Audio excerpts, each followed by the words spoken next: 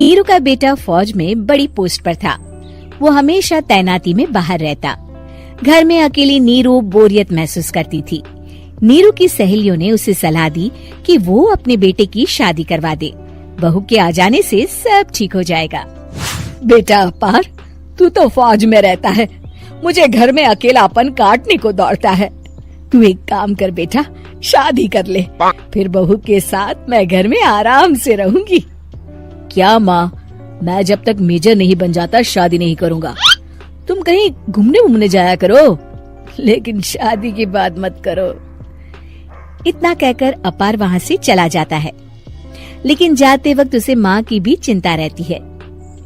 एक दिन दरवाजे की घंटी बजती है। नीरू दरवाजा खोलती है तो सामने एक सुंदर सी लड़की साड़ी पहनकर सर पर पल्लू रखकर खड़ी होती है। कौन हो तुम बेटा, और तुम्हें किसने भेजा है? मेरा नाम कंचन है और मैं आपके बेटे अपार की बीवी और आपकी बहू हूँ। तभी घर का फोन बजता है। नीरू फोन उठाती है तो अपार का फोन होता है।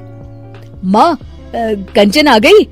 वो आपकी बहू है माँ, और मैंने उससे शादी कर ली है। आप अकेली रहती है तो मैंने आपके लिए शादी कर ली माँ।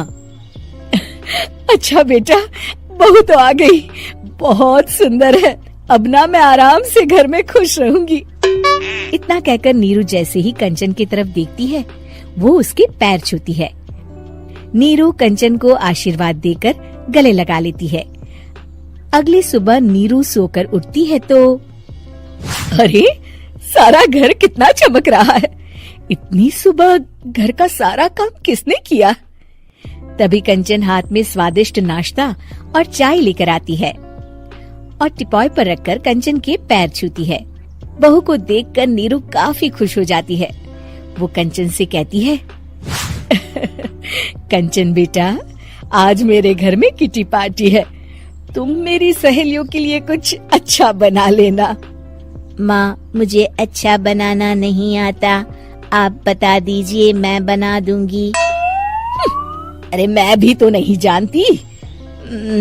ऐसा कर, शाम को इटालियन खाना, सी फूड और हाँ, चाइनीज खाना बना लेना, ठीक है?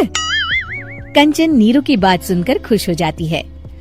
हाँ माँ, मैं तो ये सब बना सकती हूँ, आप चिंता ना करें। शाम को नीरू की सहेलियाँ आती हैं, जहाँ कंचन अकेले बनाए स्वादिष्ट खाना बनाकर खिलाती है।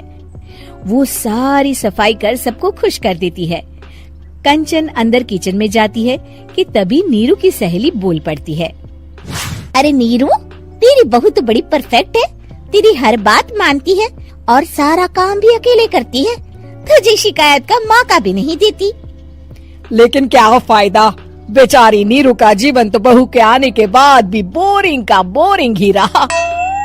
क्यों, ऐसा क्यों बोल रही है? अब तो मेरे साथ मेरी बहू भी रहती है। हाँ, रहती तो है, लेकिन मैं ऐसी लड़कियों को बहुत अच्छे से जानती हूँ। ये सारे काम इसलिए करती है कि तुझे लड़ाई करने का कोई मौका ना मिले और तू फ्रस्ट्रेट हो जाए, समझी?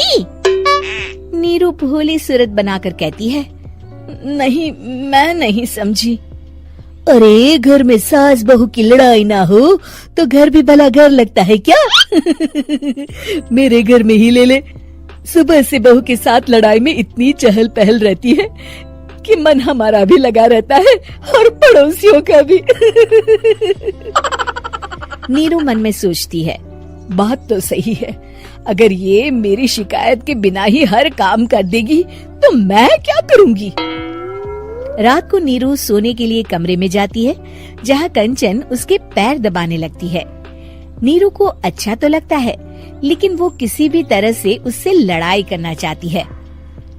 बहू, दर्द पैर में नहीं सर पर है और तू मेरे पैर दबा रही है। मैं सर दबा देती हूँ माँ जी। ये कहकर वो उसका सर दबाने लगती है। तू एक काम कर, मेरे लिए बादाम वाला दूध ले आ, जा। कंचन जाकर सास के लिए दूध ले आती है। अब नीरू उसे जो कहती कंचन झट से कर देती। बहू, जरा छत से जाले निकाल दे। जी माँ जी।